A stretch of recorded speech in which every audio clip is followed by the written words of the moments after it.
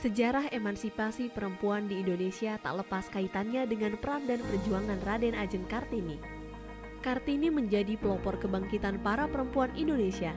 Ia memperjuangkan hak-hak para perempuan yang selama ini keberadaannya tak dihargai dan diperlakukan tak adil. Melalui karya sastra dan gagasannya, seperti yang selalu ia katakan, jangan biarkan kegelapan kembali datang, jangan biarkan kaum wanita kembali diperlakukan semena-mena.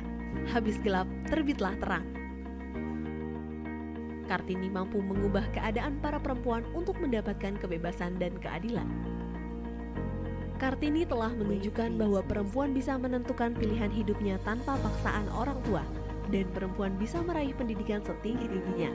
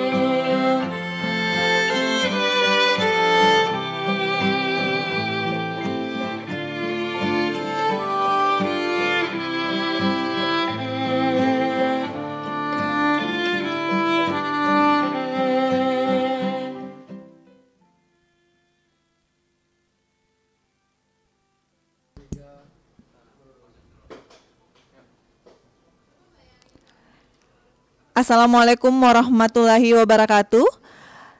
Salam sejahtera dan selamat siang. Kami ucapkan selamat datang dalam acara peringatan Hari Kartini Kementerian Agraria dan Tata Ruang Badan Pertanahan Nasional tahun 2022. Sesaat lagi kita akan memasuki acara webinar yang akan dipandu oleh host kita, Kepala Biro Hubungan Masyarakat, Ibu Yulia Jaya Nirmawati. Sebelum kita memasuki agenda webinar, mari kita bersama-sama menyaksikan video dalam rangka memperingati Hari Kartini.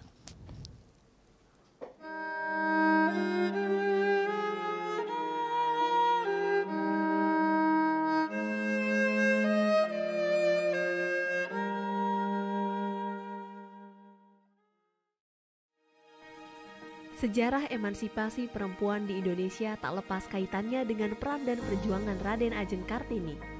Kartini menjadi pelopor kebangkitan para perempuan Indonesia. Ia memperjuangkan hak-hak para perempuan yang selama ini keberadaannya tak dihargai dan diperlakukan tak adil.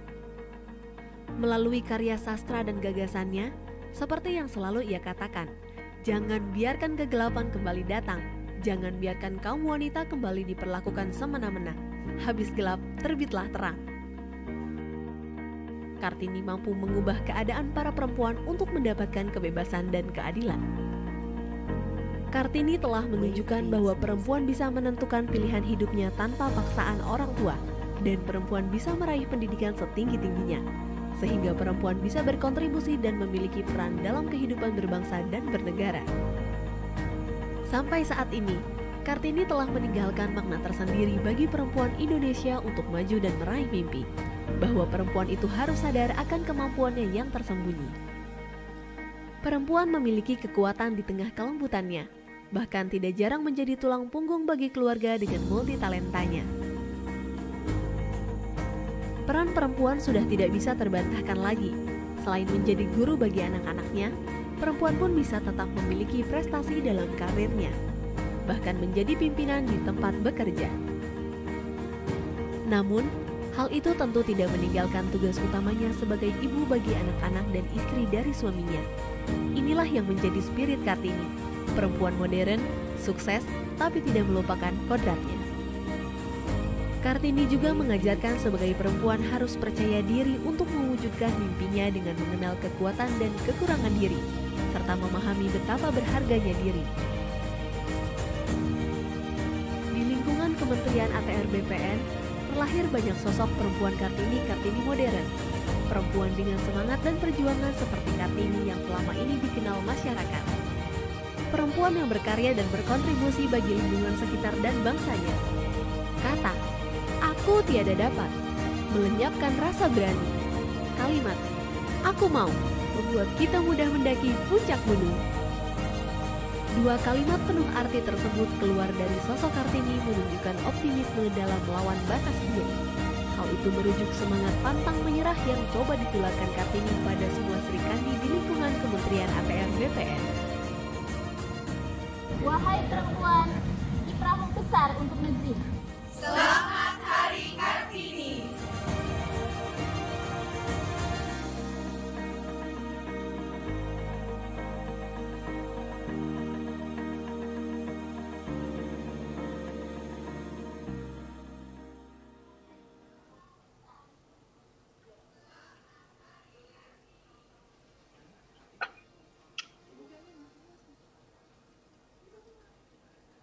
Assalamualaikum warahmatullahi wabarakatuh. Selamat siang dan salam sejahtera untuk kita semua. Om Swastiastu, Namo Buddhaya, salam kebajikan. Para peserta webinar yang berbahagia, hari ini tanggal 21 April 2022, di mana peringatan Hari Kartini bertepatan dengan bulan suci Ramadan, tanpa mengurangi rasa hormat kita dalam rangka memperingati Hari Kartini. Kementerian ATR BPN menyelenggarakan webinar dengan tema perempuan dan kekuatannya yang tersembunyi. Kegiatan hari ini dilaksanakan melalui virtual dan melalui hadir langsung bertempat di ruang PTSL. Tentunya dengan narasumber kita yang sangat luar biasa, yaitu Ibu Dinariati Cokro Suprihatono MPSI. Nanti akan diperkenalkan secara komplit oleh moderator kita, Ibu Adriani Sukmoro. Nah, dalam kesempatan ini nanti webinar akan dimoderator oleh Ibu Adriani Sukmoro, tenaga ahli bidang manajemen sumber daya manusia Kementerian ATR BPN.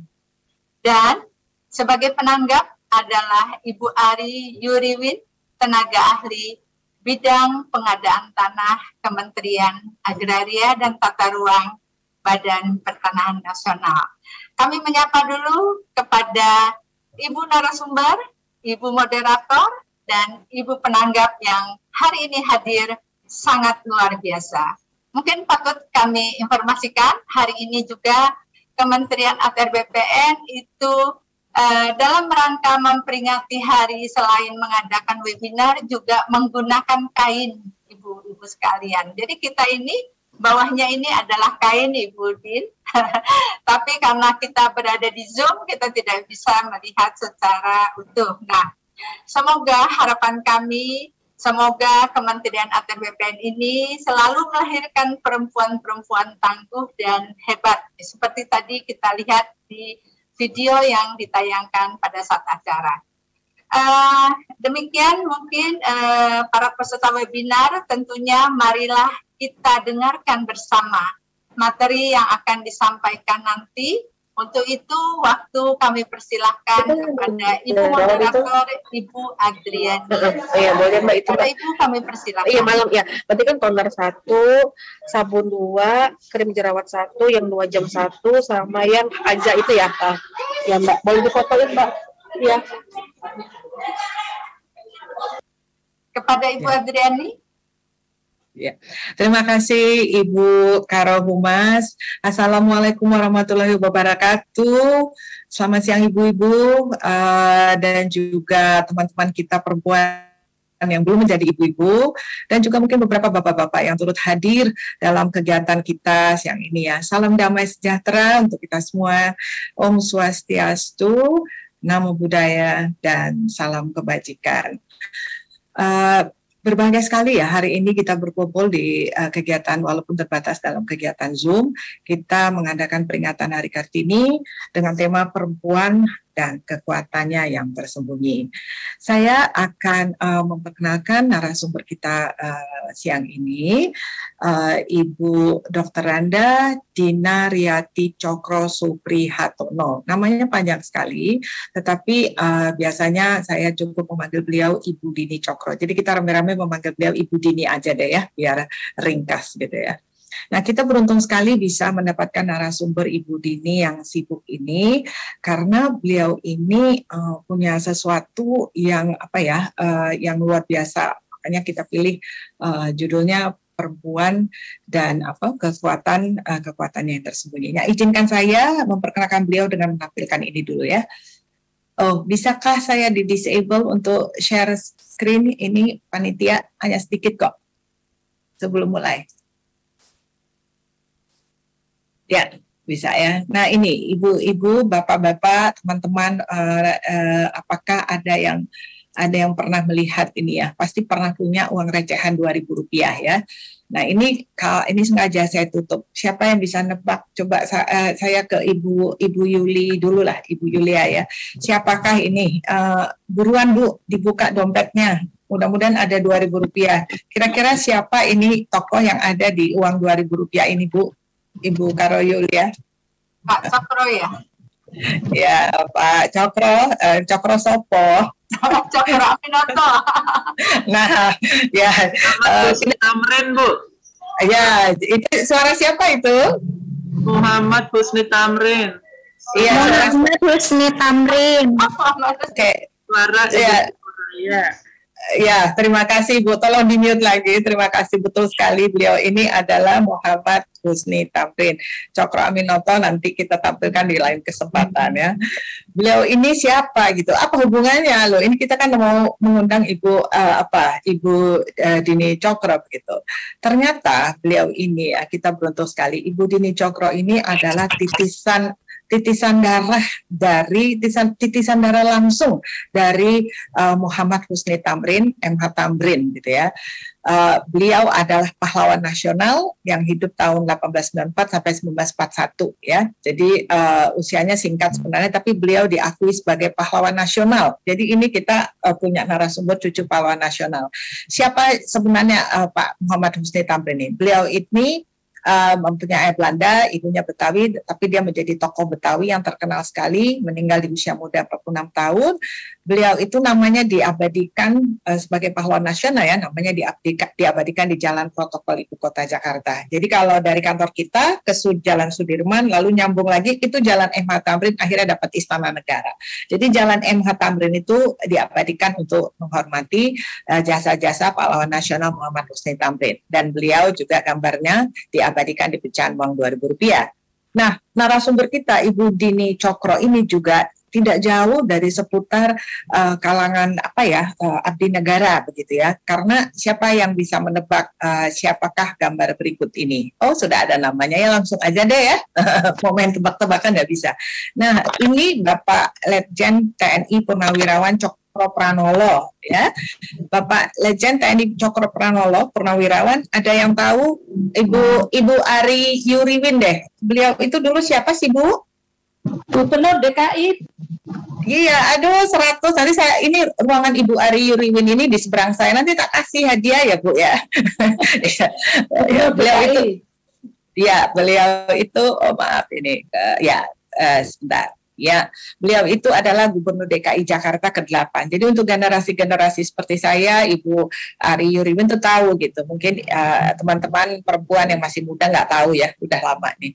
Beliau ini pengawal pribadi Jenderal Sudirman. Nah ini kalau nggak salah ini nih, kalau saya lihat ya mirip sekali, saya nebak-nebak. Ini sepertinya Bapak Cokro Pranolo mendampingi Jenderal Sudirman ketika masih hidup, dan beliau telah menulis buku biografi Jenderal Sudirman yang berjudul Panglima Besar TNI Jenderal Sudirman, Pemimpin Pendobrak Terakhir Penjajahan Indonesia. Baik, cukup sekian share-nya. Saya akan berbicara tentang Ibu Dini Cokro. Beliau itu sarjana psikologi seperti saya, dan beliau juga mengambil magister psikologinya di Universitas Indonesia. Jadi S1 S2-nya dari Universitas Indonesia. beliau perempuan aktif, saya tahu banget ya dari mahasiswa, beliau itu sudah bekerja.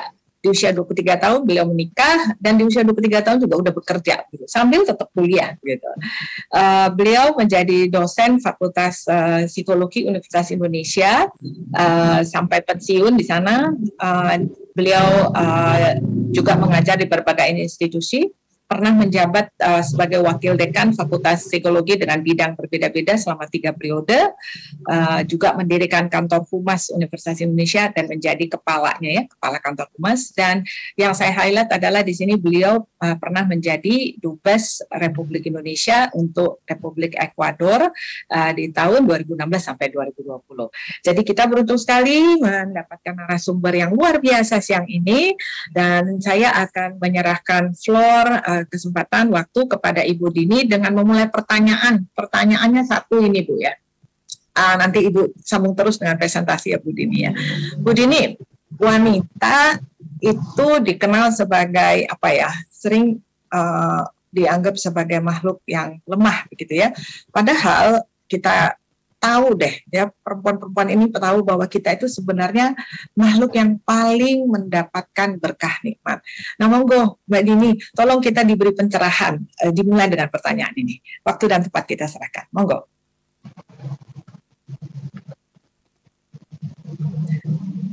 Masih di mute Mbak, masih di mute Mbak. Saya boleh share screen nggak nanti ya? Saya share screen nggak? Bisa ya? Tolong ya panitia ya.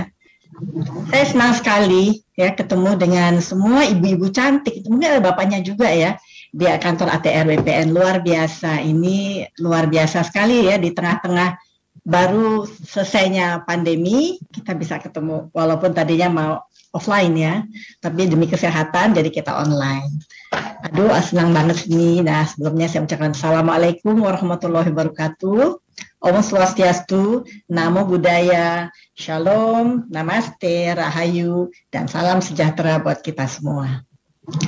Pada yang terhormat Ibu Ari Yuliwan sebagai tenaga ahli bidang pengadaan tanah Kementerian ATR BPN, juga kepada moderator saya yang selalu menyenangkan, Bu Diani, juga ini MC-nya ya, Mbak Yulia Jaya.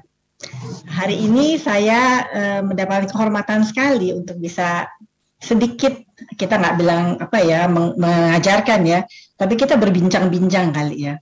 Karena saya tahu ibu-ibu pasti punya pengalaman, betul nggak? Ya bisa jawab ya. Soalnya kita nggak ini sih ya, nggak offline. Pasti punya pengalaman, dan saya akan sedikit cerita tentang psikologi perempuan ya sebelum kita ngobrol lebih lanjut, karena Ibu Diani minta saya juga menceritakan pengalaman-pengalaman kerja saya selama ini. Ya memang alhamdulillah dapat beberapa anugerah ya, misalnya dapat adjunct professor dari University of Queensland, Australia ya, terus dapat beberapa sertifikat dari University Erasmus Hoyes Belanda dan dari Case Western University di Amerika. Juga di Ekuador selama jadi duta besar juga mendapat penghargaan-penghargaan dari hasil kerja kita di situ. Nah, dan saya rasa kalau saya cerita, nah ibu-ibu juga pasti akan, oh gini ya, oh iya saya begitu. Gitu. Coba kita sambil dengar cerita saya, sambil mencoba untuk merasa dalam diri kita sendiri bagaimana itu terjadi. Saya bisa share screen ya? Bisa? Monggo Mbak.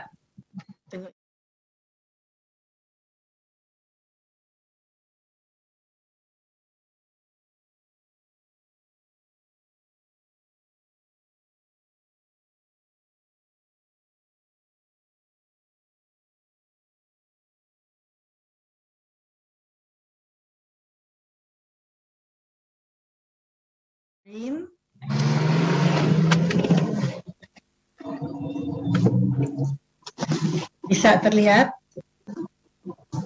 Ya, bisa.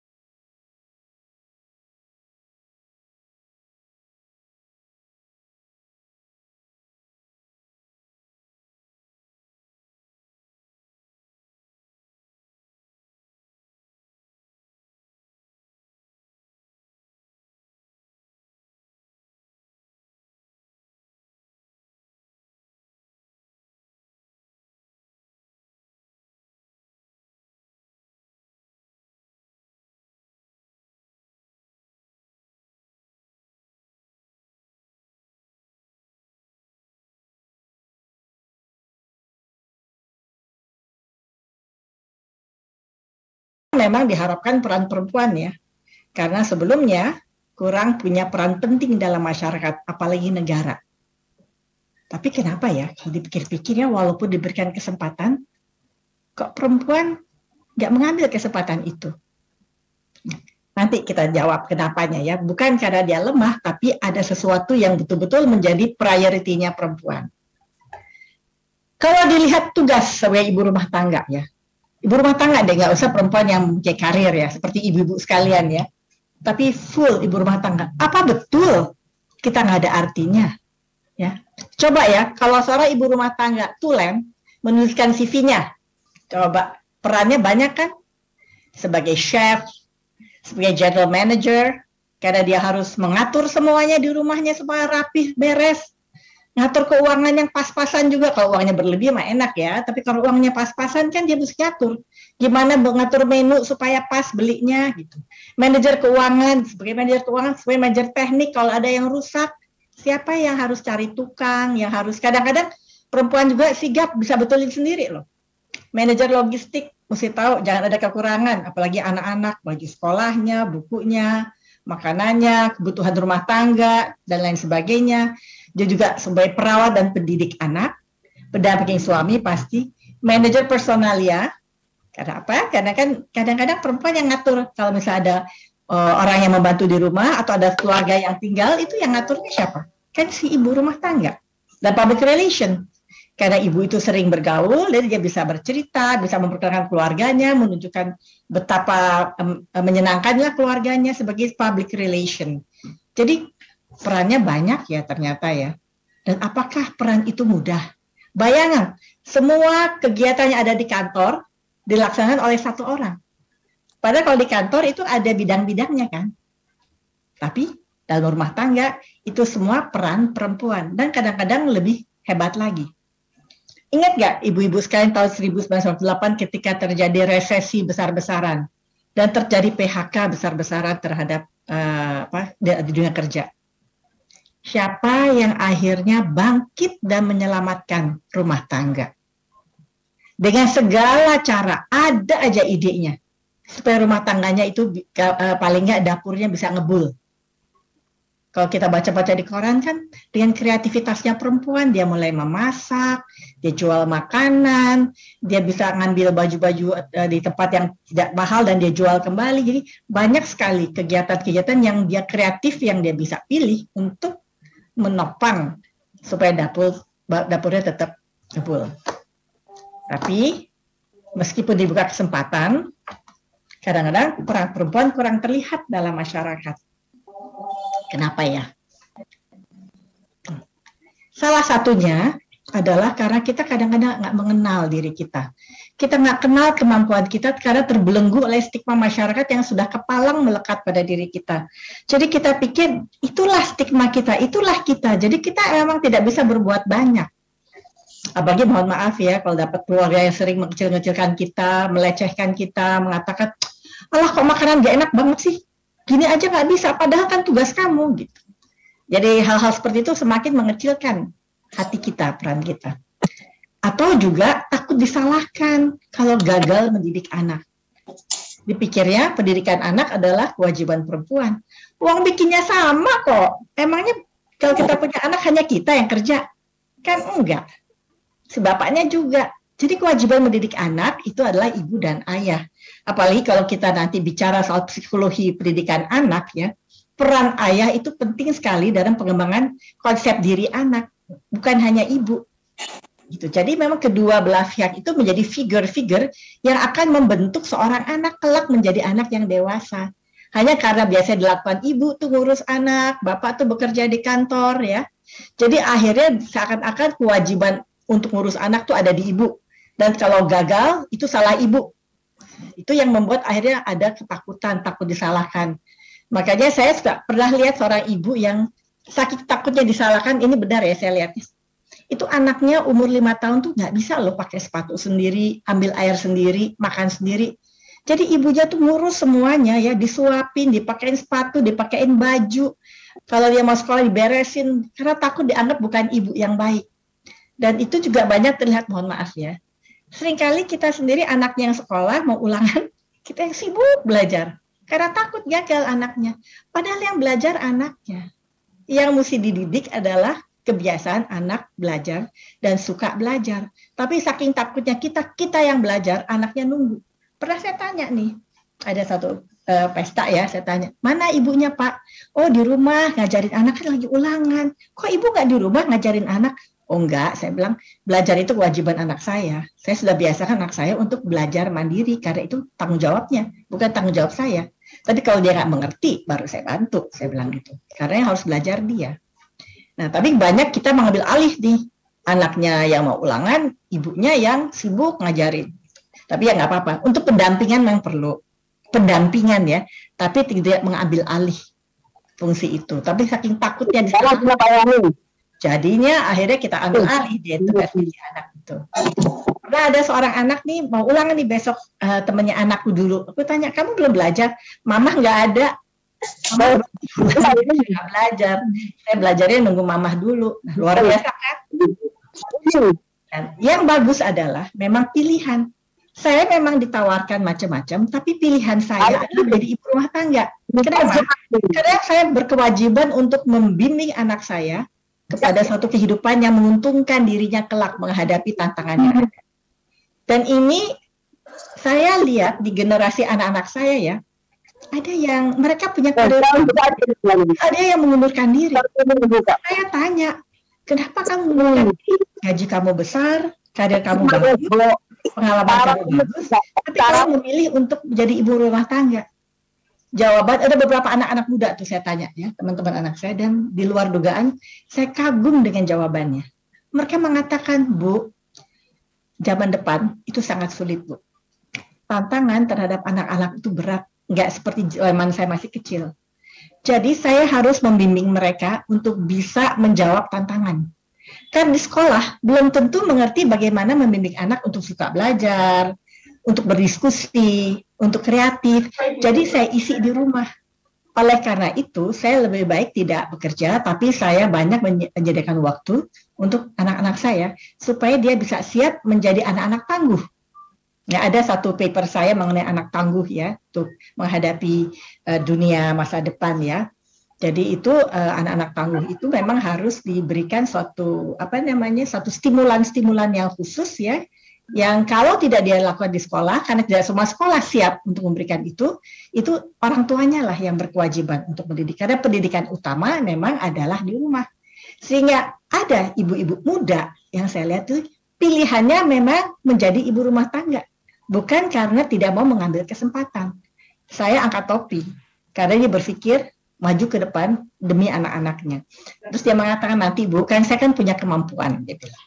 Kalau nanti anak saya sudah berhasil, saya bisa lagi kerja karena saya yakin pada kemampuan saya. Very good, keren tuh. Atau kadang-kadang juga kurangnya kesempatan atau dukungan karena tugas domestik rumah tangga. Misalnya dia mau punya kegiatan di luar, jangan kamu di rumah aja. Soalnya nanti siapa yang ngurus anak? Oke, jadi dia terpaksa menjadi ibu rumah tangga karena tidak mendapatkan izin atau dukungan. Atau kadang-kadang kurang menyadari dan menghargai peran yang dapat dijalankan karena kurang memahami dirinya sendiri. Jadi itu yang kadang-kadang menghambat ya. Tapi yang paling bagus nih kalau pilihannya memang ingin menjadi rumah tangga karena sesuatu yang dia sadari dan punya tujuan untuk ini. Karena dia memilih itu karena dia tahu konsekuensi dan tujuannya. This is very good, nggak jadi masalah dan akan menjadi sebuah ibu yang sangat hebat. Nah, ada penelitian seorang Perancis namanya Montagu. Dia meneliti 2004 di seluruh dunia ya, seluruh dunia di semua benua. Hasil penelitiannya dinamakan sebagai the natural superiority of women. Jadi perempuan pada dasarnya itu mempunyai superioritas yang melebihi pria secara biologis. Ya, perempuan itu lebih kuat, lebih tahan banting, lebih tahan mental, dan bisa mengerjakan sesuatu sekaligus tanpa dia merasa bingung. Dia bisa ngatur-ngatur dirinya. Itu lebih tinggi dari pria, dari hasil penelitiannya. Usia perempuan biasanya lebih lebih panjang daripada pria. Kalau kita, mohon maaf ya, kalau kita lihat di usia saya nih, teman-teman saya banyak suaminya sudah meninggal. Ya karena memang usia perempuan tuh biasanya lebih panjang karena dia lebih kuat menghadapi stres. Daya tahan stresnya memang kuat dan sifatnya lebih lentur. Nah, dari hasil penelitian di rumah sakit juga katanya penderita sakit jiwa lebih banyak laki-laki daripada perempuan. Saya nggak tahu ya, itu penelitiannya Montagu ya. Tapi daya tahan terhadap penyakit perempuan itu lebih kuat dari pria. Soal kecerdasan sama. Jadi tidak dikatakan bahwa pria itu lebih cerdas dari perempuan atau perempuan lebih cerdas dari pria. Nah, dari penelitian ini, Montagu mengatakan bahwa perempuan sebenarnya ada makhluk yang luar biasa, superiornya. Dia bisa melakukan apapun kalau dia mau dan dia tahu. Itu perempuan. Jadi Tuhan memberikan kelebihan pada perempuan yang tidak dimiliki oleh pria. Yaitu perempuan bisa menstruasi, bisa hamil, bisa melahirkan, dan bisa menyusui. Itu kenikmatan yang luar biasa. Yang tidak dimiliki oleh pria, tapi dimiliki oleh perempuan. Dan ditemukan oleh Montagu, memang loh, perempuan itu superior. Dia sendiri, seorang pria ya, mengakui dan mengagumi ternyata perempuannya kelihatannya seakan-akan lemah gemulai, tapi di balik itu ada suatu kekuatan yang luar biasa. Mungkin ibu-ibu tahu kan perjuangan Ibu Kartini kan dalam hari ini kan kita merayakan Hari Kartini. Beliau itu dengan segala keterbatasannya, tapi mempunyai cita-cita yang tinggi, dia terobos itu semua dinding-dinding batas. Walaupun dengan sepucuk surat, walaupun harus hanya bicara dengan orang, nggak pernah takut, sehingga akhirnya apa yang terjadi? Dia bisa membuka kesempatan perempuan untuk melihat bahwa kita mempunyai banyak kesempatan untuk bisa berkiprah. Karena dia tahu dia punya kemampuan itu. Nah, kekuatan perempuan yang lain. Nih, cinta. Bukan artinya pria nggak punya cinta, tapi kalau perbedaan pria dan pria dan perempuan dengan wanita adalah kodrat lelaki adalah ambisi, kodrat perempuan adalah cinta. Cinta itulah yang muncul karena dia bisa hamil, bisa melahirkan, bisa menyusui. Sehingga untuk membesarkan anak, cinta itu penting untuk asah, asi, dan asuh. Dan cinta itulah yang sebetulnya mengontrol superioritasnya. Jadi sebetulnya tanpa sadar, benar nggak ibu-ibu? Merasa nggak? Ibu tuh memilih loh, ya bahwa saya memang lebih mau mengorbankan waktu saya untuk mendidik anak saya, untuk rumah tangga saya, ketimbang saya harus mengejar karir saya. Itu saya rasain ketika saya sedang berkarir di kampus ya. Terus anak saya yang paling kecil sakit. Sakitnya itu luar biasa sehingga dia 2 bulan hospitalized. Dan saat itu dokter bilang kemungkinan dia akan meninggal. Saya sedih banget ya, sampai saya bilang sama suami saya nggak masalah dengan karir saya nggak kerja juga nggak apa-apa, tapi saya ingin membesarkan anak saya ini. Kalau dia harus meninggal, saya apa boleh buat, yaitu emang sudah suratan takdir dari Allah, tapi kalau enggak, saya harus membesarkan dia. Tapi ternyata memang Allah mengatakan lain, anak itu hidup, dan diramalkan oleh dokter, kalau dia hidup, dia akan retard. Alhamdulillah enggak, normal. Jadi saya fully time untuk merangsang dia, karena emang dia punya masalah. Nah, di situ saya mendapatkan dukung penuh dari fakultas bahwa saya boleh cuti di luar tanggungan untuk beberapa bulan. Jadi saya nggak harus mengundurkan diri, tapi saya boleh cuti. Nah, di situ saya memang sediakan waktu untuk bayi saya itu yang alhamdulillah akhirnya tumbuh normal. Saya kembali lagi dengan aktivitas saya.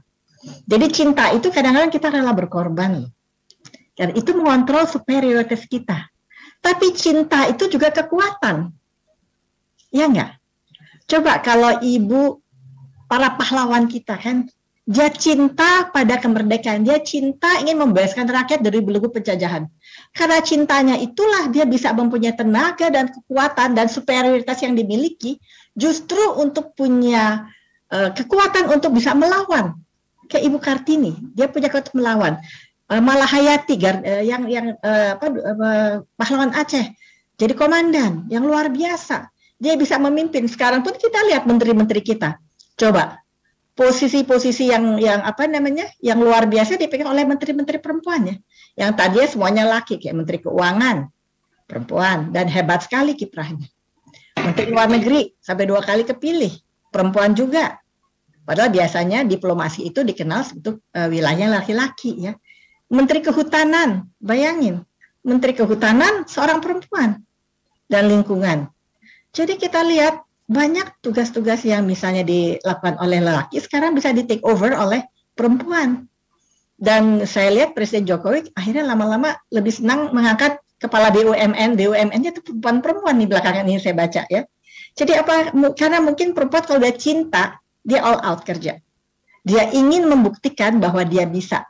Dia ingin membuktikan bahwa dia bisa berhasil. Dan dia ingin membuktikan bahwa dia bekerja dengan baik, all out, tanpa pamrih. Saya rasa mungkin itu dirasakan juga oleh ibu-ibu ya. Ada nggak perasaan itu? Saya yakin pasti ada. Apa yang membuat ibu-ibu punya keinginan itu dan bisa mempunyai semangat besar itu? Karena satu, ibu-ibu mempunyai superioritas, yang mohon maaf ya kaum pria itu adalah melebihi para pria. Kedua, mempunyai cinta. Cinta ini bermain bisa mengontrol superioritasnya sehingga dia betul-betul bisa memainkan perannya misalnya sebagai pengasuh anak, pendamping suami, tapi dia dengan cintanya itu dia bisa all out ingin menunjukkan kecintaannya pada negara, pada institusi di mana dia bekerja untuk berbuat sebaik mungkin. Dan dia tidak berpikir yang neko-neko. Ini mungkin Mbak Diani ingat ya, pernah di fakultas itu pimpinannya perempuan semua ya. Dekannya Bu Yati, wakil dekannya saya, Bu Meiti, terus Bu Nuki, sekretaris fakultasnya, direktur juga perempuan, hanya satu prianya waktu itu sebagai kemahasiswaan. Itu fakultas pada saat itu hitting the spotlight. Luar biasa kepemimpinan perempuan pada saat itu hitting the spotlight dan kita kompaknya luar biasa. Pada saat itulah banyak masa kejayaan fakultas bisa dicapai. Walaupun sebelumnya juga udah mulai naik dan diteruskan oleh pimpinan-pimpinan perempuan. Jadi ternyata perempuan itu luar biasa loh. Kalau memang kesempatan yang diberikan padanya akan diambil. Jadi kadang-kadang kesempatan diberikan nggak diambil. Karena apa? Karena cintanya lebih kepada saya ingin ngurus rumah tangga. Jadi nggak selalu bahwa perempuan nggak dapat kesempatan, tapi lebih banyak juga sekarang ini memang tidak diambil. Kayak ini ya, Perdana Menteri New Zealand itu luar biasa hebatnya. Dia bisa mengambil keputusan-keputusan yang sangat taktis ya. Sehingga ketika New Zealand terkena COVID, dia termasuk yang paling sedikit dampaknya, tetapi ekonominya bisa bertahan. Dia perempuan dan dia sangat dikenal sekarang. Sementara kodrat laki-laki adalah ambisi. Bedanya apa coba nih? Bedanya, jadi ibu-ibu jangan membandingkan karena emang nggak bisa dibandingkan. Buat seorang perempuan karena dia cinta, dia kodratnya adalah cinta, dia akan berpikir gini.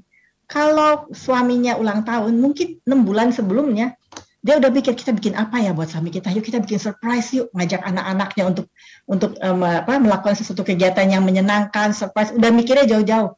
Mungkin baru suaminya ulang tahun, udah mikir lagi buat tahun depannya ya. Mungkin ya. Tapi kalau pria karena kodratnya ambisi, dia kadang-kadang nggak terlalu peduli dengan ulang tahun keluarganya dan juga istrinya. Suka lupa gitu, mesti kita ingetin. Tapi dia lebih ingat ulang tahun bosnya kali. Karena ini adalah kodratnya. Jadi tugas kita mempiarkan diri kita, bentar lagi saya ulang tahun loh. Kamu udah punya rencana nggak? Sebenarnya kita ngingetin dia, jangan lupa. Kalau lupa kan sedih juga loh. Pada hari-hari didiemin gitu ya. Apalagi kalau dia lagi head over heels dengan kerjaannya. Jadi itu menjadi sesuatu yang bisa menjadi perbedaan ya antara laki dan perempuan. Sehingga prioritas kita perempuan nomor 1 adalah anak dan keluarga. Nomor 2 adalah anak dan keluarga. Nomor 3 adalah teman-teman. Nomor 4 baru ambisi kita kalau kita punya karir. Tapi kalau pria nomor 1 adalah ambisinya, nomor 2 adalah bosnya, nomor 3 baru keluarganya, nomor 4 baru istrinya. Jadi itu ada perbedaan dari fokus perhatian mereka. Sehingga kalau pensiun, ya kalau perempuan kalau pensiun biasanya senang, wow saya sekarang punya waktu untuk bisa masak, bisa berkebun, bisa bermain sama cucu, bisa ini, bisa itu. Dengan keluarga ya. Dengan pria kadang-kadang yang lebih terkena post power syndrome karena biasanya punya power dengan ambitionnya terus kehilangan itu. Sehingga itu menjadi masalah tuh. Sehingga perempuan ini kalau psikologinya ya, kalau sudah pensiun itu lelaki menjadi lebih perempuan karena dia menjadi tergantung banget karena kehilangan powernya, perempuan menjadi lebih maskulin pada saat itu. Seru kan ya? Nah, ya, begitulah secara psikologis perempuan laki-laki. Oleh karena itulah perbedaannya dari otaknya nih. Otaknya laki-laki seperti ini, analytical, sport, visual, aggression. Oleh karena itu dia agak kaku, dan perempuan yang love itu, lelaki itu bisa lihat sesuatu one at a time. Melakukan kerjaan juga one at a time. Sedangkan perempuan itu bisa buzzing. Semua bisa dikerjakan sekaligus. Misal sambil rapat aja juga bisa mikir, aduh anak saya ulangan ya, nanti saya pulang, saya mesti beliin buku ya, oh di rumah nih nggak ada makanan ya, saya mesti gini, oh besok nih keluarga saya mau ada kegiatan pertemuan ya, saya mesti bawa itu, dia bisa mikir itu sekaligus sambil juga konsentrasi tetap di dalam rapatnya. Atau kalau nyetir mobil, saya pernah menelpon kolega saya pria, Din nanti ya, tunggu ya, saya lagi nyetir mobil, nanti kalau udah sampai saya telepon kamu. Susah tuh dia untuk ngomong di telepon, emang nggak boleh sih ya, tapi ini contoh aja, sambil mengendarai mobil. Tapi perempuan, udah telat nih, karena mesti ngurus semua, masuk mobil belum pakai make up, padahal mau kantor. Bisa sambil nyetir, sambil make upan, kadang-kadang sambil baca buku. Tapi nggak salah nyetirnya. Jadi bisa melakukan 2-3 tugas sekaligus. Karena apa? Karena perbedaan di dalam otaknya. Ini otak pria nih, nggak kaku sehingga one at a time. Sementara otak perempuan sangat fleksibel, sehingga dikatakan bahwa struktur otak perempuan lebih kompleks, seperti kawat listrik yang saling berhubungan satu dengan yang lainnya, sehingga ia mampu, maaf ya,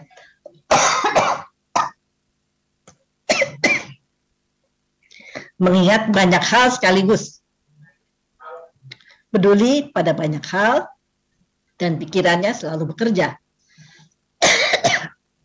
Menjalankan multiperan tanpa menggagalkan salah satu. Menjalankan banyak fungsinya. Maaf.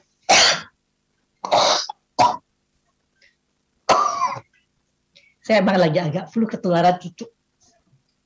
Jadi itu ya bisa dilakukan oleh perempuan, banyak hal sekaligus, tanpa membuat dia pusing. Saya juga suka bingung lihat mantu saya. Mantu saya tuh nggak punya pembantu di rumahnya, pintar masak. Tapi pas saya udah, kalau kita ada pertemuan, saya berpikir bahwa mantu saya nggak mungkin deh dia bawa sesuatu karena dia sibuk sekali di rumah ya. Saya kaget dia datang, dia bawa salad, dan dia bikin sendiri, dan dia cantik sekali, dia dandan rapi, dengan pakai kuteks yang nggak bocel-bocel. Sampai saya mikir, bagaimana caranya dia ya ngatur waktu antara mengerjakan kerjaan rumah tangga seluruhnya dan tetap bisa tampil keren dengan membawa sesuatu. Dia ketawa-ketawa karena emang dia bisa bagi waktu, karena otaknya emang membuat perempuan itu bisa melakukan sekaligus segala rupa sekalian. Kayak ibu-ibu juga kan, walaupun ibu kerja, pasti udah mikirin nih sahur nanti apa, buka puasanya bagaimana. Dan kalau harus entertain orang atau harus buka puasa di tempat, pasti berpikir saya mesti bawa apa. Jadi semua dilakukan, tapi semuanya beres. Nggak ada yang ketinggalan. Saya yakin itu, Bu. Betul nggak, Bu? Bu jawab sendiri ya, karena kita nggak bertanya jawab. Oleh karena itu, kita mampu berperan ganda, multitasking.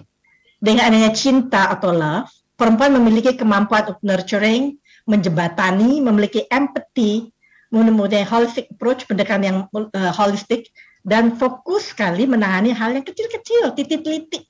Makanya sekarang kerjaan-kerjaan komputer tuh banyak diminta perempuan karena titik-titiknya itu loh dia. Banyak sekali pilihan kegiatan yang berhasil perempuan laksanakan. Dan dengan bermitra bersama perempuan akan membuat tim kerja ya, maksudnya bukan bersama perempuan, ya mohon maaf ya, bersama kaum pria akan membentuk tim kerja yang simbiose mutualistik. Jadi kalau perempuan dan pria seperti halnya suami istri, itu ada plus minusnya, ada kelebihan dan kekurangan. Bekerja sama itu justru saling menguatkan. Dan perempuan banyak yang mampu menjadi leader. Cintanya itu kalau perempuan jadi leader, itu dia bisa care sama anak buahnya. Ya kan?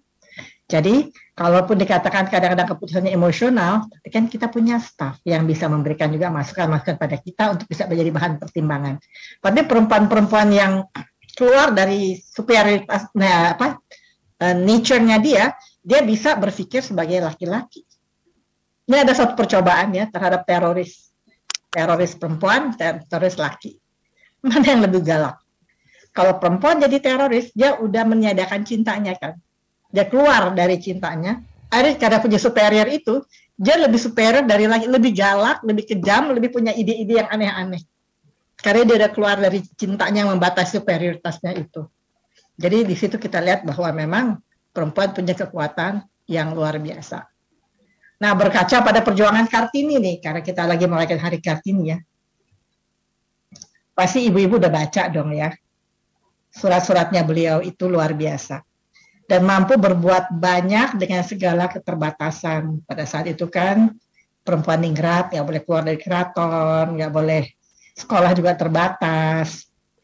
Dan lain sebagainya. Kalau juga menikah juga dijodohin gitu, walaupun dia nggak suka, tapi dia masih mengikuti aturan-aturan, tapi dia tidak melanggar aturan, tapi dia punya kemampuan bagaimana caranya dia bisa mengatasi keterbatasannya dengan menggunakan semua resource atau sumber yang dimilikinya.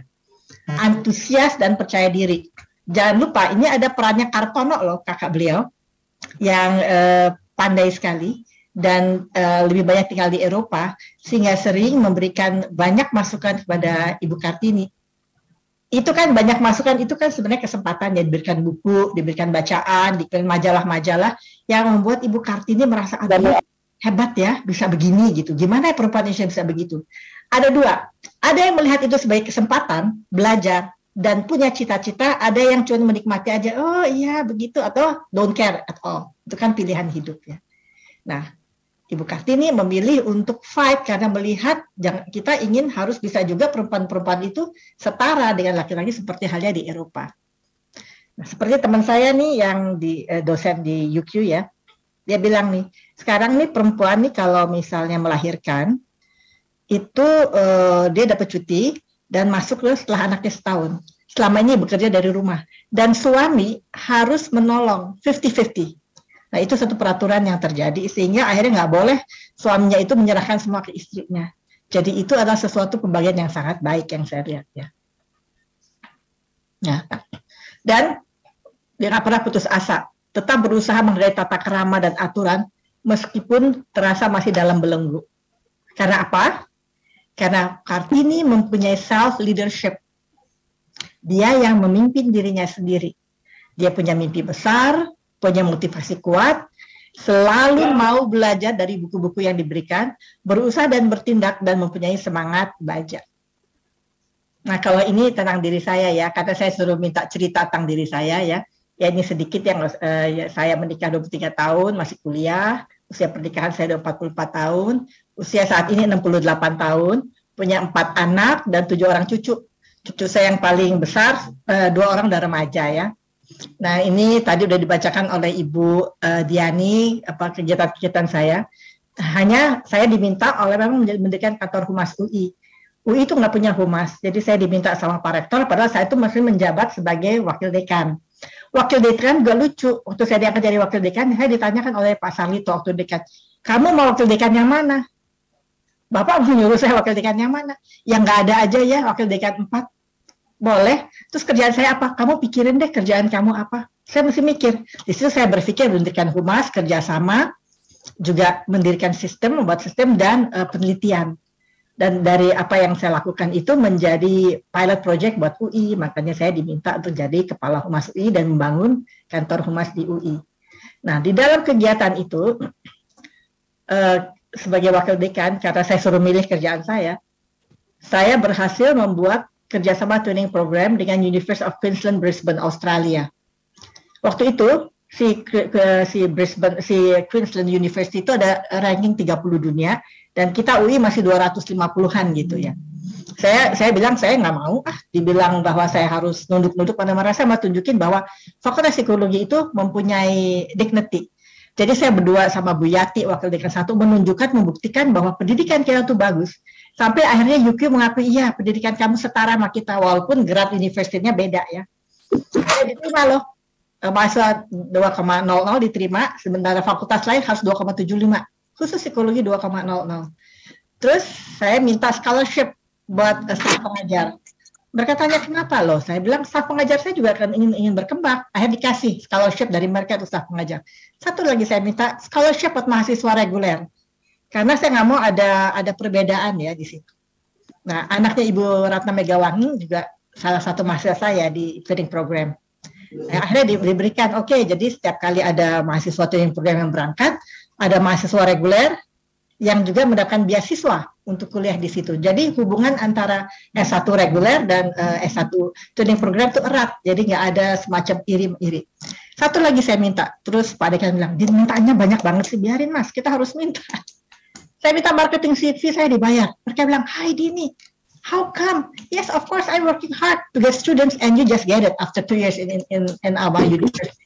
Terus dia bilang, you are crazy. Yes, I'm crazy. For my university, I'm always crazy. Akhirnya dikabulkan. 50% dari biaya marketing saya dan apapun yang saya lakukan itu dibayar oleh UPI. Jadi break even point kita 8 mahasiswa. Sehingga kita dapat banyak dana untuk pengembangan fakultas. Jadi di situ kita perempuan tuh ada aja idenya, kadang-kadang buat kamu pria, kamu apa sih, kamu mikirnya enggak, nggak apa-apa. Namanya usaha, saya bilang. Tapi saya punya reasons, dan ternyata diterima. Nah, satu hal lagi yang saya agak bangga pada saat itu, adalah ketika saya memenangkan Q Project. Waktu saya bilang sama Pak Dekan saya mau ambil nih Q Project, ini adalah dana hibah dari Bank Dunia, $2 juta. Pada saat itu, titiknya adalah pada hard science faculties ya, dengan psychology as social science, bukan hard science ya. Tapi saya bilang saya mau ikut. Jadi nggak mungkin, kita kan bukan hard science, biarin, saya bilang. Paling tidak, kalau kita lakukan ini, kan 1 tahun kerjanya, kita punya blueprint. Kalau kita menang, kita dapat $2 juta, kita bisa lari, majuin fakultas. Kalau nggak menang, kita punya blueprint. Nggak ada yang percaya. Nggak apa-apa deh, saya kerja sendiri, sama 1-2 orang yang percaya, kita kerjain. Terus saya punya ide-ide yang dilakukan oleh fakultas hard science lainnya. Sampai orang dari Bank Dunia ketika dia datang dan melihat kerja kita, dia kaget, dia bingung. Dia bilang, wow, very original what you are doing. Saya bilang, ya thank you very much. Mahasiswa semua mendukung. Akhirnya the only social science yang dapat Q Project adalah Fakultas Psikologi. Bangga kan? Jadi kita nggak boleh merasa kecil. Atau nggak mungkin, kita kan fakultas perempuan semua, masa iya ada yang mandang kita? No, nggak boleh. Kita mempunyai harga diri, kita mempunyai dignity, kita harus tunjukin. Nah, itu adalah modal saya bekerja. Dan di situ ternyata apa yang kita lakukan itu mendapat penghargaan. Oleh karena itu, Fakultas Psikologi satu-satunya faculty yang dapat Q Project $2 juta. Langsung kita membangun perpustakaan yang keren dan lain sebagainya. Saya nggak cerita, tapi pokoknya alhamdulillah deh. Ya. Dan beberapa staf ahli yang sering saya duduki di sini, juga anggota tim Adipura. Jadi KLHK minta saya anggota tim Adipura. Di samping Kemenkes juga saya bantu ya.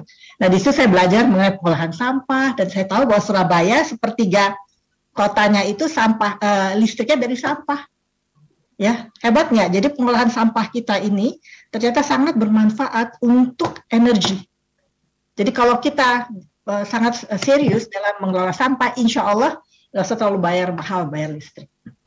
Dan saya diminta oleh Pak Presiden untuk menjadi duta besar di Ekuador. Saya kaget waktu saya telepon ya, saya lagi di fakultas, Bu Dini bisa ke Kemlu. Saya pikir saya suruh ceramah nih kayak sekarang gini. Oh ya, saya bilang Bu Menteri mau ketemu. Oh iya, saya pikir saya mesti bawa bahan apa? Nggak bawa ibu aja yang datang. Waduh, disuruh hari Jumat. Saya bilang, Pak, hari Jumat saya pimpin rapat. Tapi terus saya pikir masa Bu Menteri panggil saya ngawar ya. Oh iya deh, saya bisa. Saya datanglah ke sana. Sampai di situ ya Bu Menteri bilang, Pak Presiden minta kamu jadi duta besar. Saya kaget juga sih ya. Nggak kepikirkan. Saya kan nggak tahu kenapa saya jadi duta besar, karena saya kan bukan dekan, bukannya rektor, bukannya apa-apa ya, tapi rupanya banyak rekomendasi melihat saya kerja. Dan Ekuador adalah satu negara yang kedutaannya baru dibuka, tetapi pada saat itu nggak ada prestasinya, dianggap oleh Kemlu sebagai underdog. Jadi saya diterjunin sana untuk babat hutan. Dengan catatan, kalau saya berhasil, kedutaan kita akan tetap dibuka, tapi kalau nggak akan ditutup. At the end, salah satunya at the end, Ekuador panggil saya waktu saya mau pulang, dia bilang, Madam Ambassador, saya sangat menghargai kerja Anda luar biasa. kita harus menutup 10 kedutaan kita di dunia. Dan kedutaannya nggak banyak, karena duta besar yang ada di Ekuador cuma 40 kedutaan. Harus kita tutup karena COVID. Nah, ketika di Asia cuma ada Malaysia dan Indonesia di ASEAN ya, ada Malaysia dan Indonesia. Yang mana kita harus tutup, tapi kita semua memutuskan yang Malaysia kita tutup, Indonesia kita pertahankan. Tetaplah kerjaan saya sebagai penceramah. Ini salah satu cerita nih, waktu saya dapat ajang profesor dari University of Queensland karena kerja saya di sana mengembangkan training program. Nah, penghargaan lain, saya juga ngajar di Seskoal, sehingga dapat calon beasiswa dari Seskoal, dan ada yang lain-lainnya penghargaan dari presiden maupun dari universitas lain. Baliklah kita pada, jadi di sini perempuan itu bisa berperan, itu kesuksesannya tergantung pada pilihannya dia, karena kodratnya cinta kasih dan kesempatan dan dukungan. Jadi saya pikir nggak ada masalah loh perempuan yang punya kesempatan untuk memilih sebetulnya. Namun tantangan yang mesti dihadapi adalah mampu kita menempatkan diri, jangan merasa minder. Karena kita mempunyai ketangguhan yang luar biasa, yang kita harus cari di diri kita. Kemampuan kita apa saja? Banyak sekali di sini. Kita mesti mengenal diri kita sendiri, jangan terlalu terbelenggu pada stigma-stigma dari luar. Dan ingat aja, ibu rumah tangga aja kan tugasnya banyak. Yang bisa, kita mampu mengerjakannya. Itu berarti kelebihan kita. Dan kita bisa memiliki peran, tanpa membuat satu peran itu tidak berjalan dengan baik. Kita juga adalah makhluk yang berani mengambil risiko. Ya, pada saat dibutuhkan, bisa perempuan tampil, muncul, dan berhasil. Dan kita harus mampu menghadapi stereotip gender dikaitkan pada kita. Dan ternyata, perempuan ini sangat penting. Perkembangan industri, kalau Ibu lihat sekarang dengan perkembangan industri, dengan metaverse, ya, dengan adanya semuanya serba digital, siapa yang punya banyak kesempatan tuh perempuan loh untuk bekerja. Kita lihat di masa COVID ini, banyak perempuan yang berjualan online ya, dan berhasil. Dan itu loh yang saya kagum, itu makanan-makanan yang ditawarkan itu. Jadi kalau kita makanan aja ya, ditawarkan itu bisa bervariasi, dan enak-enak, dan nggak kepikir bahwa itu adalah idenya. Yang dia bisa bikin makanan yang diramu demikian rupa, sehingga membuat kita menjadi wow, jadi akhirnya berhasil lah.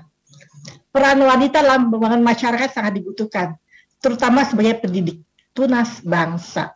Jadi walaupun demikian, tetap karena kita punya cinta dan care, itulah yang membuat kita sedikit diminta untuk menjadi pendidik tunas bangsa. Apalagi sekarang kita lihat tantangan di depan itu sangat berat. Kita nggak boleh meninggalkan budaya kita, tapi kita harus didik anak kita menjadi a future leader. Minimal self-leadership. Leader buat dirinya sendiri yang nggak cepat putus asa, yang bisa bangkit dari keterpurukan. Karena tantangan itu berkali-kali lipat daripada yang kita hadapi sekarang. Nah, peran kita lah untuk ini, dan kita bisa melakukan ini. Dengan perkembangan dunia digital, diberi kesempatan bagi peran perempuan untuk mendukung ekonomi keluarga, tadi sudah cerita. Pemerintah juga memberikan kesempatan yang sangat baik dalam pemerintahan, legislatif, profesi, dan lain-lain ya. Jadi kayak DPR itu untuk legislatif kan 30% ya diminta dari perempuan untuk masuk. Cuman karena sistemnya yang terlalu menyenangkan buat perempuan-perempuan yang barangkali punya ID, ya, sehingga akhirnya mereka sering nggak kepilih. Yang kepilih kadang-kadang ya barangkali yang punya kelebihan nih kali gitu ya. Fasilitas pendukung domestik sekarang udah sangat dimudahkan, semuanya udah serba digital, serba mudah, serba masinal ya, sehingga kita juga nggak usah ngulek lagi ya. Kayak saya mau bikin apa aja, beli ke pasar Mesik, minta bumbu yang udah kayak bilang rendang sekilo. Kalau dulu kan kita mesti ngulek ya, sekarang lebih mudah, semua lebih cepat. Belum lagi bumbu-bumbu yang udah jadi juga banyak ya, membuat kerjaan kita lebih cepat. Apalagi sekarang ada Gojek, ada Grab, ada macam-macam gitu ya, yang kita bisa pesen yang nggak usah pergi-pergi. Tinggal dianterin aja. Kita mau seharian berkiprah, tahu di rumah tuh ada semuanya melalui si GoGo itu ya, bisa kita pesan ya. Bantuan ekonomi keluarga berikan peluang bagi wanita untuk menjadi breadwinner, terutama COVID. Dan ingat bahwa suami itu adalah kepala rumah tangga. Sehingga komunikasi dengan suami itu Dan dukungan suami akan membuat peran ganda pasti akan berperan. Oleh karena itu, para perempuan, ayo percaya diri, tunjukkan peran aktif dalam kegiatan yang digeluti, tapi tetap menghargai pasangan. Kita bisa bermain peran gitu, bisa sekali berkomunikasi dengan baik, ya, tanpa harus sok-sokan tuh bisa. Kita mempunyai cinta, itu loh yang sangat kuat. Komunikatif dan bijaksana dalam bersikap. Suami adalah kepala rumah tangga, dukungan dan pengertian suami sangat penting. Punya skala prioritas dalam melaksanakan tugas kita. Kita punya energi dan kemampuan berpikir dan pandangan yang luas, sehingga kita bisa punya prioritas dan melakukan itu dengan baik. Dapat membagi waktu dan energi, satu langkah akan sangat bermakna. Nah, sedikit ya, dampak positif apa ya kalau ibu punya kegiatan luar negeri, di luar negeri. Mampu menunjukkan eksistensi diri kita sebagai manusia. Jadi karena kita mempunyai kelebihan-kelebihan yang kita miliki, dengan adanya kiprah kita seperti ibu-ibu sekalian yang sekalian ini, ada 500 orang yang semua itu dari kementerian ini atau RBPN, itu kan karena memilih untuk punya peran. Dan tunjukkanlah eksistensi diri kita. Bekerjalah dengan baik, tampilkan bahwa perempuan itu bisa diandalkan. Cuti melahirkan doesn't mean anything. Tetap prestasi bisa dijalankan. Lebih hidup, bisa lebih sedikit tunjukkan keluhan fisik karena kita senang kan. Sebetulnya itu bekerja di luar dan pulang ke rumah itu suatu variasi dalam hidup ya. Sehingga kesulitan di rumah itu kita bisa senyum karena kita bahagia dengan di luar gitu. Jadinya itu sesuatu yang membuat kita menjadi sedikit keluhan fisik. Dan waktu tersedia banyak menunjukkan pengertian hubungan yang hangat, dan dengan adanya digital di mana kita bisa berhubungan dan lebih sering itu biasanya komunikasi kita nggak terputus dan kita bisa tahu ya apa yang anak-anak inginkan dan tanyakan. Anak-anak biasanya lebih mandiri dan bertanggung jawab, dan pada umumnya kita merawat penampilan kita. Jadi walaupun kita sudah berusia tapi kita mau kelihatan komprot kan, kita tetap mau kelihatan cantik, merawat diri, tetap kelihatan segar. Nah itu kan kebahagiaan diri kita sebagai perempuan. Dan nanti saya cerita sebagai duta besar keuntungan saya perempuan, dan kita bisa membagi waktu. Ya dampak negatifnya kadang-kadang pada saat dibutuhkan kita lagi nggak ada, bahwa tidak semua kebutuhan anggota keluarga bisa kita penuhi dengan maksimal, dan kadang-kadang lelah juga. Misalnya kita mesti di luar rumah, kebetulan pas kerjaan tugasnya berat banget itu, sampai di rumah pengen istirahat, jadi ketika harus mengerjakan tugas rumah tangga kita kadang tunggu dulu deh, tapi untuk ada Gojek ya bisa pesen-pesen aja, jadi lebih tenang deh.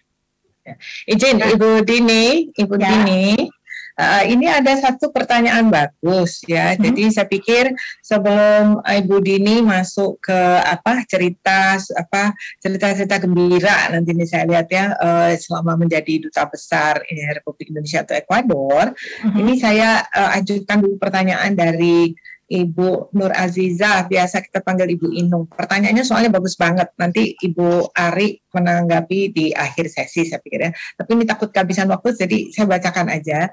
Beliau bertanya begini, Bu Dini, terkait maraknya kasus bunuh diri di mana ada kejadian ya seorang ibu itu bersama anak-anaknya itu bunuh diri ya, dia membawa anak-anaknya itu bunuh diri karena terdesak terdesak oleh situasi. Ada ibu ini depresi akibat perilaku suami dan juga desakan ekonomi ya, jadi kombinasi gitu. Nah pertanyaan dari Ibu Inung, pertama, di manakah kekuatan wanita itu yang bisa dikembangkan, dioptimalkan agar jangan sampai terjadi seperti itu ya, sampai memutuskan bunuh diri, tidak ada jalan lain gitu ya, sepertinya gitu ya. Yang kedua, apa yang terjadi dengan kekuatan tersembunyi wanita yang ternyata tidak bisa menahan atau melawan tekanan batin itu, sehingga memutuskan melakukan perbuatan yang fatal tadi itu. Dan yang ketiga, bagaimana menyeimbangkan tekanan yang menimpa dengan kekuatan untuk menghalau ya. Jadi seputar itu tadi, bunuh diri, membawa anak-anaknya ikut bunuh diri, sementara perempuan mempunyai kekuatan tersembunyi. Nah, bagaimana ini untuk menguatkan kekuatan itu agar tidak terjadi kejadian seperti ini? Monggo, Ibu Dini. Ya, terima kasih, pertanyaan luar biasa nih ya, Bu Aziza ya. Ya, kita lihat sekarang keadaannya. Ini yang saya bilang, karena stigma masyarakat begitu kuat, sehingga kadang-kadang perempuan itu tidak menanya dia yang tersembunyi. Dia nggak, walaupun dia udah bertahan ya, dia bertahan sedemikian rupa untuk menahan, tapi karena ada kekuatan tekanan ekonomi, juga adanya tekanan dari suami yang luar biasa, dan stigma itu terus menimpa dirinya, ada batasnya kan. Dan perempuan itu pasti pendidikannya kurang, sehingga dia nggak tahu dia punya kekuatan. Yang dia kenal konsep dirinya adalah saya orang yang lemah, saya itu nggak berdaya, saya nggak mempunyai kemampuan apapun. Jadi itu yang dia rasakan karena kurangnya pengetahuan tentang kekuatan, karena tersembunyi. Banyak perempuan yang tidak tahu bahwa dia mempunyai kekuatan itu. Kenapa? Karena memang pendidikan terhadap perempuan itu hanya seputar, mohon maaf ya, memasak, ngasuh anak. Tapi jarang ada pendidikan pada perempuan yang menunjukkan bahwa dia mempunyai kelebihan. Sehingga dia nggak tahu. Dia nggak tahu caranya berkomunikasi dengan baik. Apalagi kalau sudah dibombardir dengan stigma-stigma yang membuat dirinya akhirnya merasa punya konsep diri yang negatif terhadap dirinya. Nah, manusia, nggak laki nggak perempuan, akan banyak bertindak sesuai dengan konsep dirinya. Apa yang dia kenal tentang dirinya. Kalau dia nggak kenal dia punya kelebihan, dia nggak punya jalan keluar, nggak tahu bagaimana cara. Kan bisa aja dia tiba-tiba kalau suaminya lagi mana, dia bawa anaknya, dia kabur aja gitu. Misalnya ke rumah orang tuanya atau ke rumah kerabatnya, atau dia udah mempunyai perencanaan bahwa dia akan menjalankan hidup, atau dia akan bicara baik-baik dengan suaminya untuk mengatakan bagaimana mengatasi masalah ini. Tapi karena dia nggak tahu kemampuan itu, jadi nggak terjadi. Kenapa dia bunuh anak-anaknya? Itu karena cinta.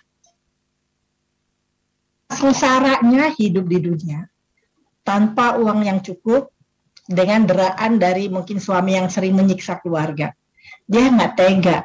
Anaknya dia tinggalkan begitu saja, dan harus menghadapi penderitaan.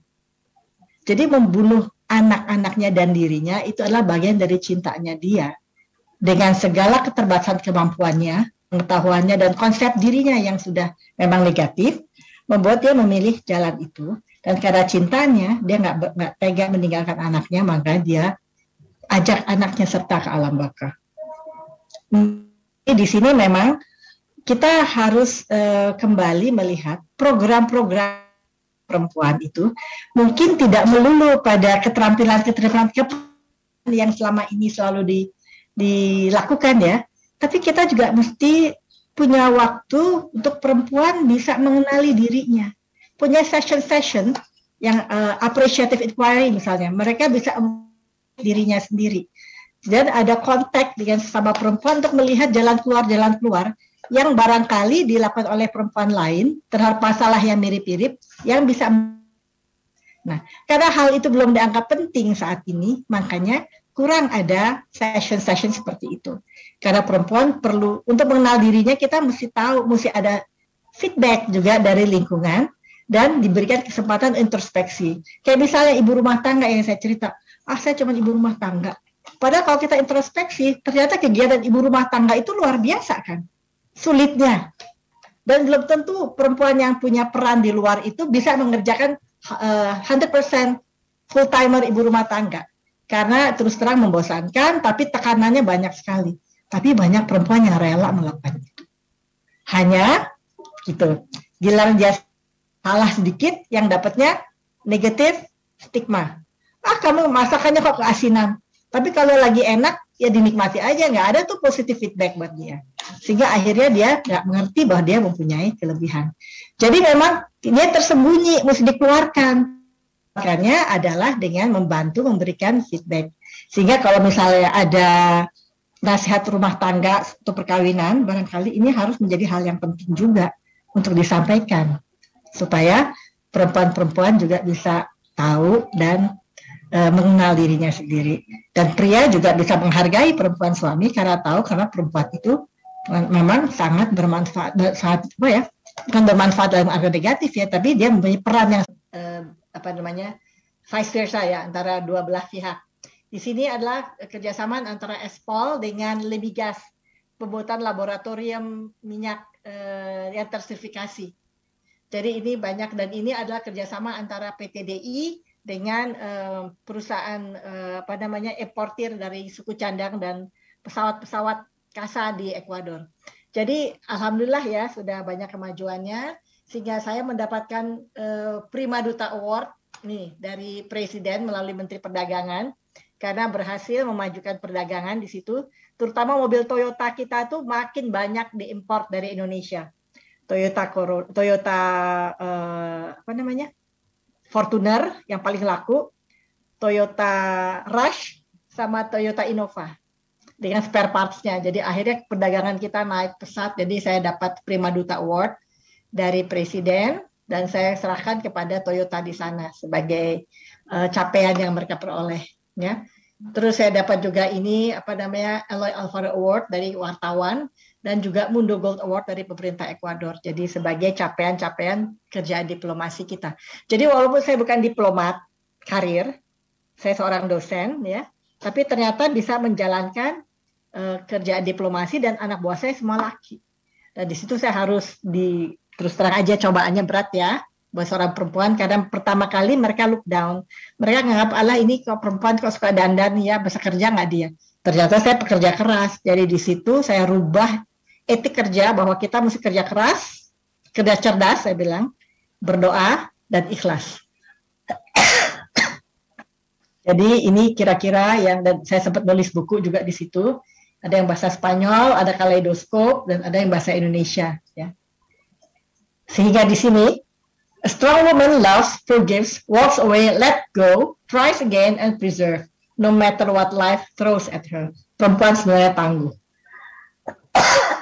Asal dia mau dan kenal dirinya. Tapi kadang-kadang banyak perempuan yang nggak kenal dirinya, nggak tahu kemampuannya, dan nggak tahu bahwa dia adalah makhluk yang kuat. Karena kualitas itu bukanlah suatu accident, bukanlah suatu kebetulan, tapi itu adalah pilihan-pilihan kita dari berbagai alternatif. Sebagai putusan-putusan yang intelijen dan skillful execution. Sehingga kita bisa menjadi perempuan yang tangguh, yang tetap bisa berkembang, mengembangkan diri, tapi tetap menjadi seorang ibu dan istri yang baik. Karena kita bisa membagi waktu kita dan berperan ganda. Nah mungkin di situ sedikit paparan saya. Dan jika ada pertanyaan, monggo silahkan saya akan coba untuk jawabnya. Waduh, luar biasa Ibu Dini. Kita sudah kembali nih. Kita kembali di akhir-akhir. Di akhir aja ya. Biar bisa stop share ya. Kita kembali di akhir-akhir pemaparan Ibu Dini. Alhamdulillah bisa kembali. Lampu sudah hidup di kantor Sisingamangaraja, kantor pusat. Ini saya coba cek dulu. Ibu Ari Yuriwin, apakah engkau sudah kembali? Sudah, Ibu. Waduh, ya. Ibu Dini, kita sekarang mau dengar nih penanggap kita, Ibu Ari Yuriwin. Beliau tenaga ahli Menteri Bidang Pengadaan Tanah. Beliau tuh ada segudang pertanyaan. Nanti peserta lainnya kalau ada pertanyaan, monggo. Silakan, Ibu Ari. Baik, terima kasih Bu Andiani. Salam kenal Bu Dini Cokro, luar biasa. Salam kenal Bu. Pengalamannya yang luar biasa dan memotivasi teman-teman di ATR BPN untuk melakukan perubahan gitu ya. Nah, karena ini dalam rangka Hari Kartini dan tadi berkaca pada perjuangan Kartini, di mana dengan semua keterbatasan kondisi pada saat itu, Kartini memiliki self leadership ya. Nah, tentunya inilah yang perlu kita ambil hikmahnya dengan kondisi saat ini di mana kita sebagai orang tua ya, di mana kita sebagai orang tua ini menghadapi tantangan ke depan yang masa depan yang penuh dengan tantangan ya, di mana generasi milenial anak-anak kita ini kan sudah melalui kondisi sekarang sudah keterbukaan, ada digitalisasi, kemudian juga segala aktivitas pergaulan bebas untuk remaja-remaja kita. Nah, untuk apa yang harus kita lakukan, Ibu, ya, supaya anak-anak kita itu mempunyai self leadership, ya, karena tadi disampaikan oleh Ibu, karena ketakutan kita sebagai orang tua, sebagai ibu, takut kalau tidak memberikan kasih sayang, sehingga memfasilitasilah semua kebutuhan anak itu sehingga anak itu menjadi ketergantungan. Nah, bagaimana kita sebagai orang tua dan juga pilihan kita sebagai wanita ASN ya. Nah, ini bagaimana kita menghadapi tantangan ke depan terhadap generasi milenial.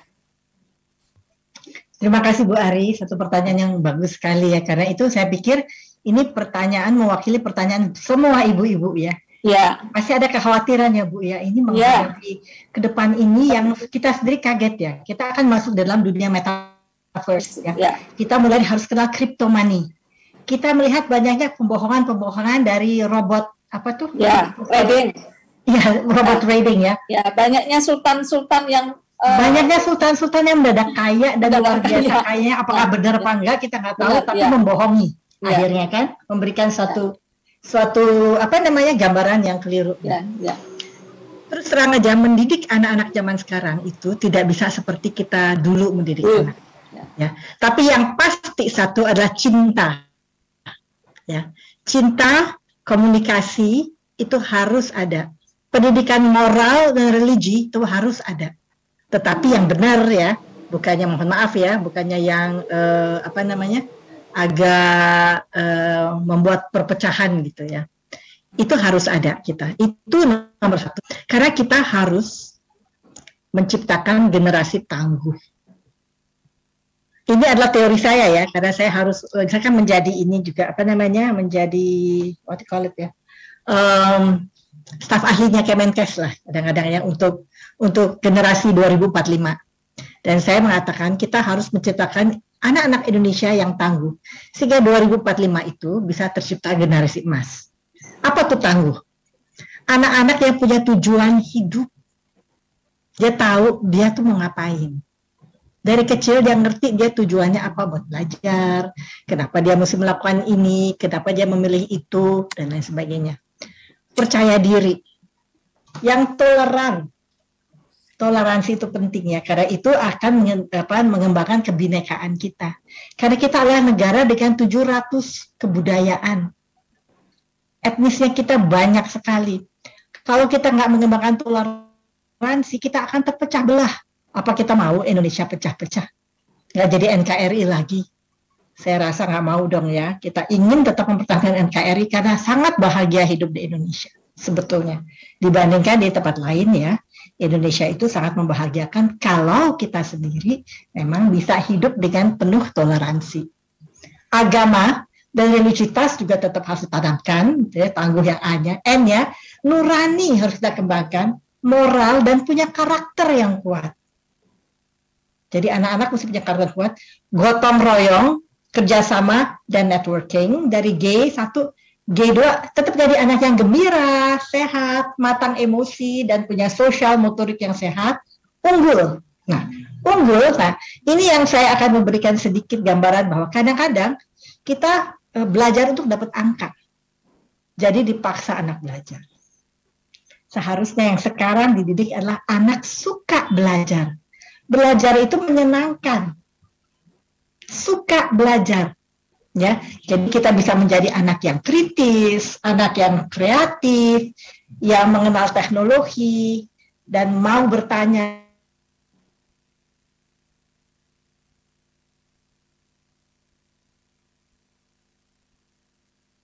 Ya, saya mau tanya-tanya dulu, gitu. Jadi anak-anak itu harus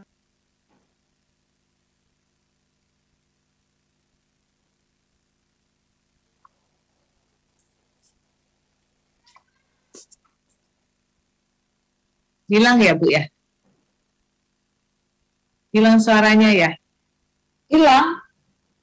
Iya, Ibu Dininya hilang ya? Gantian Budi kelihatannya di Jakarta Barat sekarang mati karena Ibu Ari sih telepon PLN. Kalau katakan nggak hidup kita Bu. Iya. Jadi mungkin kita lihat apa? Oh iya, beliau bilang beliau hilang. Ya, jadi begini, kita isi Ibu Karo Humas dan Ibu tenaga ahli Bu Ari Yuriwin. Karena waktu juga sudah mulai pukul 16, mungkin kita bisa rangkum ya dari pemaparan Ibu Dini Cokro ini ya, kita panggil aja Ibu Dini Cokro Bergapa. Jadi beliau tadi pemaparannya tentang perempuan dan kekuatannya yang tersembunyi itu luar biasa ya, dipaparkan tentang bahwa kita seharusnya fokus pada kelebihan kita, kekuatan kita, walaupun kita tahu ada sisi negatifnya begitu ya. Tidak ada salah kalau kita memilih untuk menjadi ibu rumah tangga, tidak masalah karena itu pilihan yang sangat mulia dan kita patut respect pada ibu itu. Tetapi yang harus kita kuatkan adalah bahwa kita itu jangan sampai menjadi lemah, karena tadi pertanyaan Ibu Inung itu mengetuk sekali Ibu Nur Aziza, bahwa ada yang merasa tidak berdaya, dia tidak menguatkan dirinya.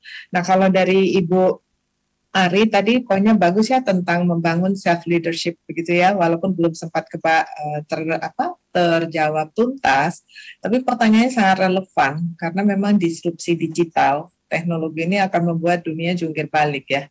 Apa yang kita siapkan untuk anak-anak kita belum tentu nanti itu berlaku atau relevan ke depannya. Tapi tadi sempat dapat ya Bu ya, bahwa itulah mengenai nurani ya, tentang diri dia, bagaimana menjadi diri dia gitu mentalnya. Begitu ya Bu ya?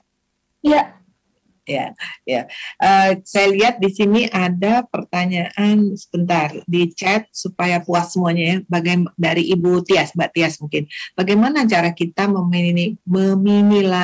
meminimalisir stereotip tentang perempuan dengan mengembangkan women support women.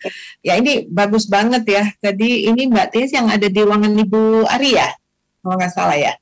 Ya, pertanyaannya sama. Tadi kita bincang-bincang. Bener banget ya. Jadi tadi ada kata-kata bahasa Inggris yang keren banget gini ya. Women empower women. Woman empowering women, kurang lebih begitu. Jadi perempuan yang monggo Mbak Tias kayaknya mau ngomong.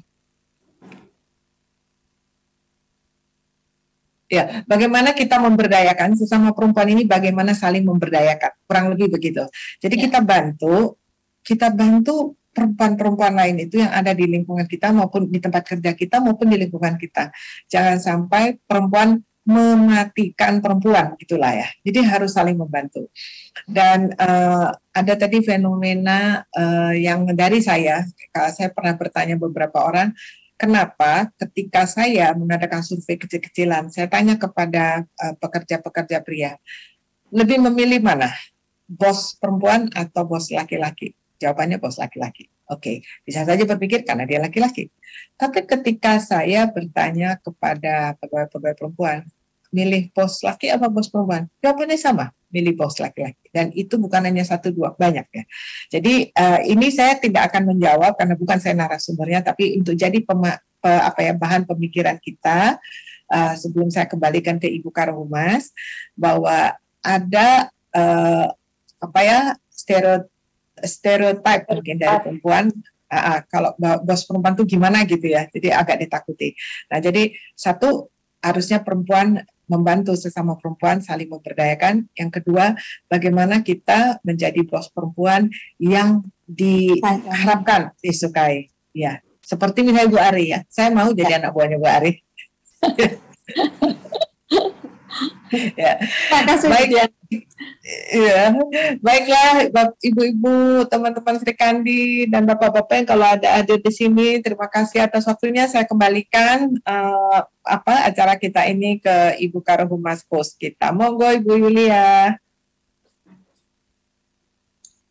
Masih di mute. Baik Ibu Adriani, selaku moderator. Materi hari ini sungguh luar biasa. Sayang sekali tadi ada insiden lampu mati, kebetulan genset yang ada juga nggak dapat digunakan. Sehingga kalau kita lihat tadi jumlah peserta yang 500 lebih langsung drop menjadi 200-an. Ini menandakan hampir 350-an itu pesertanya dari kementerian. Ibu-ibu yang berbahagia, tentunya yang dapat saya lihat tadi yang membuat hati kita sebagai wanita begitu senang dan berbahagia, ternyata struktur otak kita yang perempuan ini lebih kompleks, tetapi dengan kompleksnya struktur otak kita ini menjadikan kita adalah wanita yang mempunyai peran ganda, multitasking, punya cinta, dan mampu menjadi sebuah leader, menjadi leader ya tentunya. Sangat luar biasa, dan itu adalah kesenangan kita sebagai wanita, bagaimana kita akan memilih kita menjadi apa. Pilihan ada di kita, tadi disampaikan oleh Ibu Din. Tentunya harapan kita semoga Kementerian ATR BPN ini selalu nanti dapat melahirkan perempuan-perempuan tangguh dan perempuan hebat. Tentunya sudah ada beberapa contoh. Salah satunya adalah penanggap kita Ibu Ari, Ibu Adriani adalah orang-orang yang sangat luar biasa. Dan mudah-mudahan nanti kita dapat mengikuti jejaknya beliau-beliau ini, sehingga kita juga akan menjadi wanita-wanita yang tentunya bermanfaat bagi nusa dan bangsa. Saya rasa demikian, Ibu. Tentunya terima kasih kepada Ibu Dini yang mungkin sudah live ya, karena mungkin satu dan lain hal. Terima kasih kepada Ibu Adriani Sukmoro yang sudah menjadi moderator yang sangat luar biasa, dan kepada Ibu Ari Yuriwin sebagai penanggap kita hari ini. Tentunya terima kasih kepada seluruh peserta webinar yang sudah berada di ruangan Zoom ini. Dan kita tadinya live YouTube, tapi karena tadi mati, jadi live YouTube-nya itu terhenti dengan otomatis. Kurang lebihnya kami mohon maaf. Wabillahi taufik wal hidayah. Wassalamualaikum warahmatullahi wabarakatuh. Salam. Waalaikumsalam. Terima kasih kami ucapkan kepada seluruh peserta yang telah bergabung melalui Zoom meeting dan juga yang bergabung melalui YouTube Kementerian ATR BPN. Sekali lagi terima kasih kepada narasumber, moderator, penanggap, dan juga kepada Kepala Biro Hubungan Masyarakat yang telah memandu acara peringatan Hari Kartini tahun 2022. Sekali lagi kami ucapkan selamat Hari Kartini untuk seluruh perempuan di Indonesia. Wabillahi taufiq wal hidayah. Wassalamualaikum warahmatullahi wabarakatuh dan selamat sore.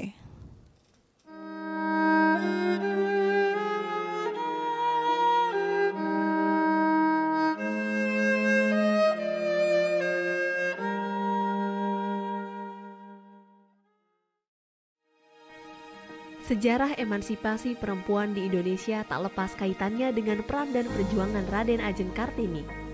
Kartini menjadi pelopor kebangkitan para perempuan Indonesia. Ia memperjuangkan hak-hak para perempuan yang selama ini keberadaannya tak dihargai dan diperlakukan tak adil. Melalui karya sastra dan gagasannya, seperti yang selalu ia katakan, jangan biarkan kegelapan kembali datang, jangan biarkan kaum wanita kembali diperlakukan semena-mena. Habis gelap, terbitlah terang. Kartini mampu mengubah keadaan para perempuan untuk mendapatkan kebebasan dan keadilan. Kartini telah menunjukkan bahwa perempuan bisa menentukan pilihan hidupnya tanpa paksaan orang tua, dan perempuan bisa meraih pendidikan setinggi-tingginya, sehingga perempuan bisa berkontribusi dan memiliki peran dalam kehidupan berbangsa dan bernegara. Sampai saat ini, Kartini telah meninggalkan makna tersendiri bagi perempuan Indonesia untuk maju dan meraih mimpi, bahwa perempuan itu harus sadar akan kemampuannya yang tersembunyi. Perempuan memiliki kekuatan di tengah kelembutannya, bahkan tidak jarang menjadi tulang punggung bagi keluarga dengan multitalentanya. Peran perempuan sudah tidak bisa terbantahkan lagi. Selain menjadi guru bagi anak-anaknya, perempuan pun bisa tetap memiliki prestasi dalam karirnya, bahkan menjadi pimpinan di tempat bekerja. Namun, hal itu tentu tidak meninggalkan tugas utamanya sebagai ibu bagi anak-anak dan istri dari suaminya. Inilah yang menjadi spirit Kartini, perempuan modern, sukses, tapi tidak melupakan kodratnya. Kartini juga mengajarkan sebagai perempuan harus percaya diri untuk mewujudkan mimpinya dengan mengenal kekuatan dan kekurangan diri, serta memahami betapa berharganya diri. Di lingkungan Kementerian ATR BPN, terlahir banyak sosok perempuan Kartini modern. Perempuan dengan semangat dan perjuangan seperti Kartini yang selama ini dikenal masyarakat. Perempuan yang berkarya dan berkontribusi bagi lingkungan sekitar dan bangsanya. Kata, "Aku tiada dapat," melenyapkan rasa berani. kalimat "Aku mau" membuat kita mudah mendaki puncak gunung. Dua kalimat penuh arti tersebut keluar dari sosok Kartini menunjukkan optimisme dalam melawan batas hidup. Hal itu merujuk semangat pantang menyerah yang coba ditularkan Kartini pada semua serikandi di lingkungan Kementerian ATR BPN. Wahai perempuan, kiprahmu besar untuk negeri. Selamat Hari Kartini.